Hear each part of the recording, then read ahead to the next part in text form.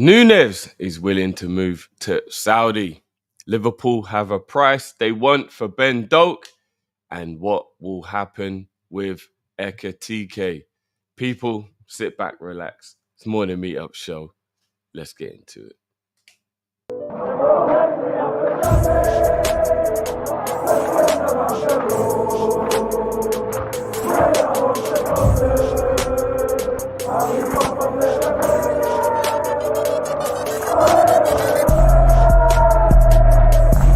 Shout out to Kopish. Shout out to Kopish, guys. Keep all the good work the up. two legends, Emil Heskey, Howard Gill.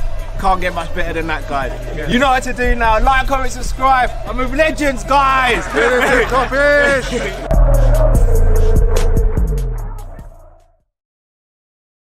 Yes, lovely people. Big up yourselves. Good morning, good afternoon, wherever you're watching around the world.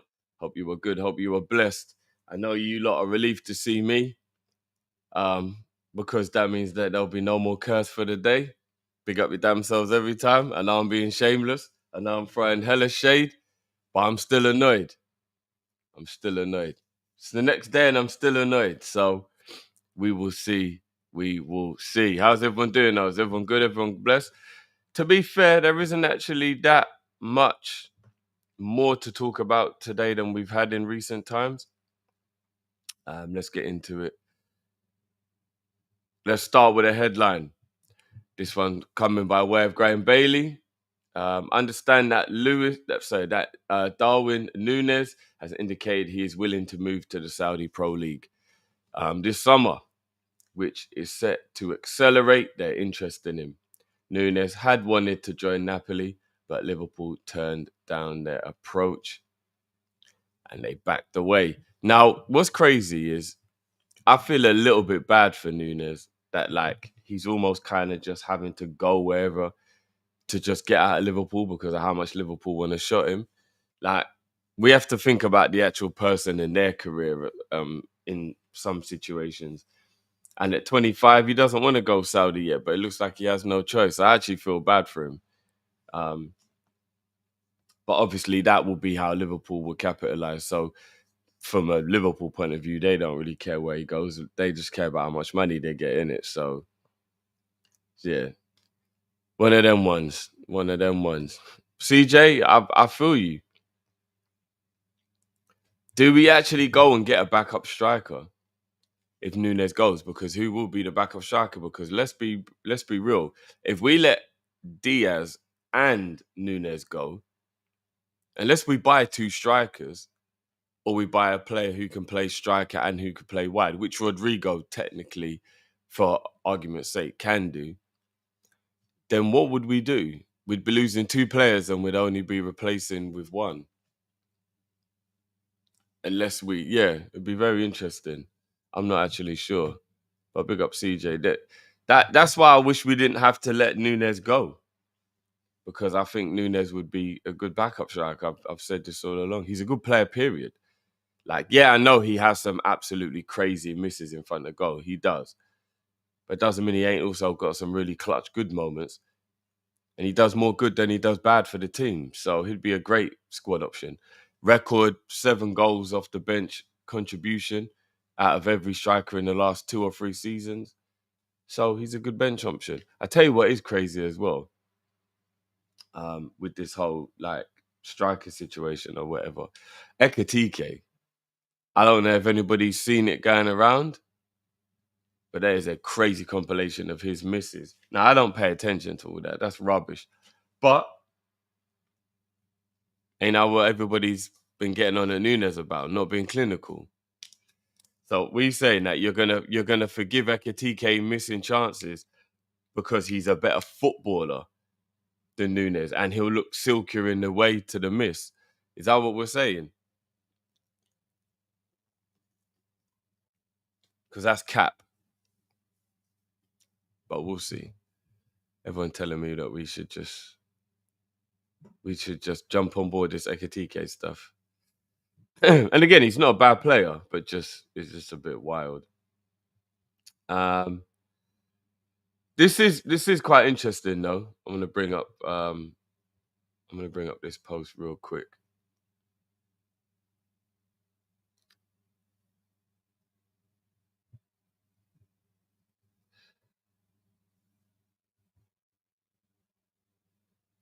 Yeah, this is what I'm saying.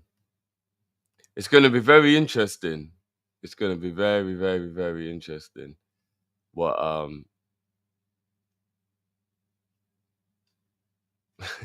Brandon, don't give me a joke. Um, yeah, it's going to be very interesting what people are going to think about Ekitike's finishing. Considering I was told that the whole reason we need to get rid of Nunez was because we needed a gunman, not someone who just contributes. We needed a gunman. So yeah, but this one is interesting. This one from Anfield Talk coming by way of Ian Doyle. It seems unlikely that the Reds will finish their attacking recruitment drive with the purchase of Ekitike, which kind of is making us know that that is definitely the one now. And it is him. There ain't gonna be no last minute pivot to Isak, whatever. It will be Ekitike. Not at least given the question marks remain over the priority of the other senior forward. The move for Ekitike then isn't the conclusion to the Reds' forward business in the transfer market this summer. It is merely the beginning. Now I don't know if he's trying to gas man up or what, but I like the sound of that. I do. I definitely like the sound of that. But I don't know if he's trying to just gas man up. You know what I'm saying? Like I really don't. But big up Ian Doe, he's never trying to like say something for the sake of it. He's always quite on it. So I wonder who that could be. Could it be Rodrigo? Could it be flipping? We go back to Newcastle, but it ain't even for the player that we want to be going back to Newcastle for, which, oh my God, that would be the worst. Like, I'm not even trying to be no Debbie Downer or anything like that, right? And I still believe Liverpool will win the league. But if we went from the idea of Isak and Rodrigo, whether we did it to ourselves or not, those are the players we've been linked with, and we ran with it, right? If we go from Isak and Rodrigo to Ekitike and Flash Gordon, I'm going to crash out. People can say I'm going over the top if they want, that's fine. I'm going to crash out if we go from Isak and Rodrigo to Ekitike and Gordon. Can you imagine if our front three next season is Gordon, Ekitike, and Salah? I'm not even going to lie to you. I don't even think that is like a front three where you go, yeah, you definitely go win the league with that. I'd rather fucking play Gakpo.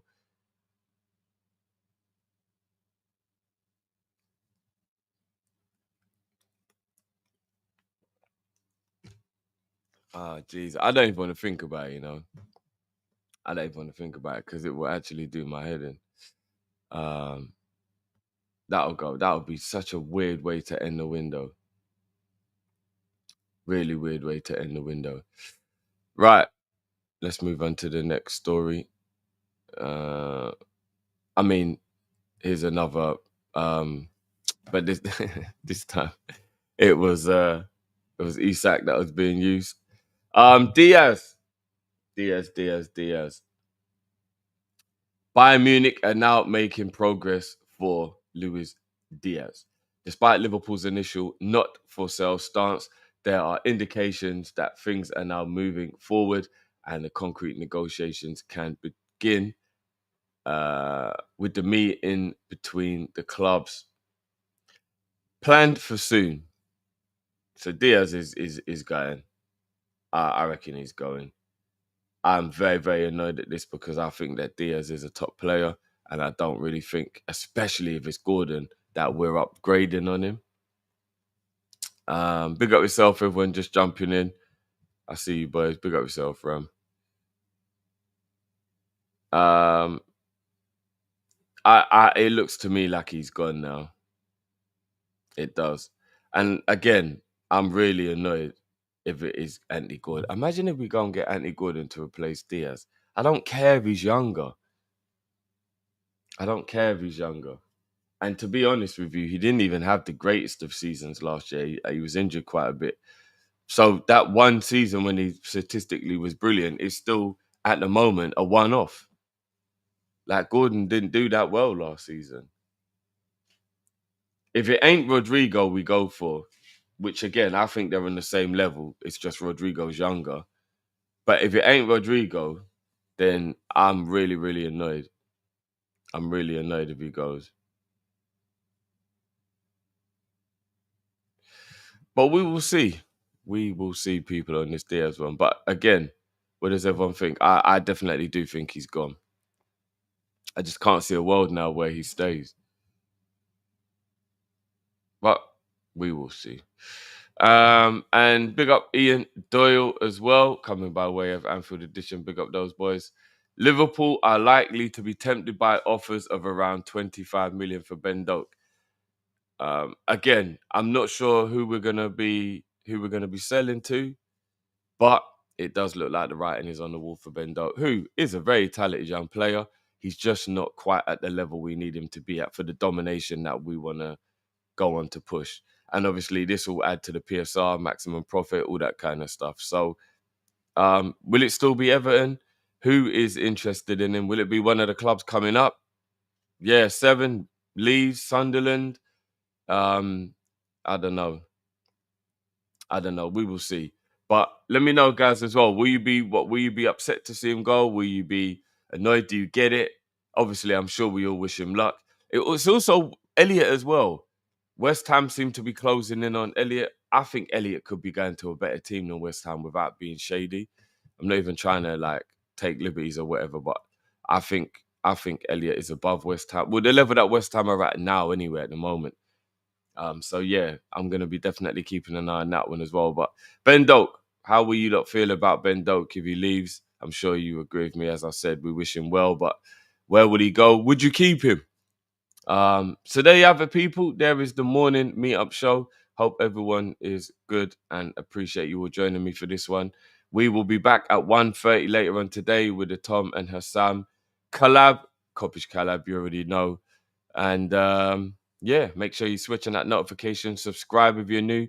Remember, and I was telling you as well today, from moving forward, it's subscriber only chat, people. So if you want to get involved, you have to subscribe. 60% of our viewers don't subscribe to the channel. We've been trying to get to 40K for so long, people. Come on, man. Just hit that subscribe button. Hit that notification, and you know when we're live again at 1:30 today for that big show, which I'm sure will get very, very heated. Until then, people, let me know in the comments below if you're watching afterwards what you think of today's topics, who you will sell, what you're happy with, what you would do afterwards. And we keep it pushing, people. Until then, big up your damn selves every time. And I'll see you on the other side, people. Well, not the other side. It's not that bad. Peace.